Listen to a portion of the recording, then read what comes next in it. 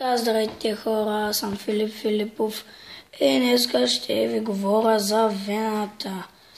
Той е един от най-активните ми ютубъри, гледа го и много ми хареса. Как да кажа, гледам много яки клипове на Вената и сега ще ви покажа някой клип на Вената, много ми харесват и сега ще се завърна.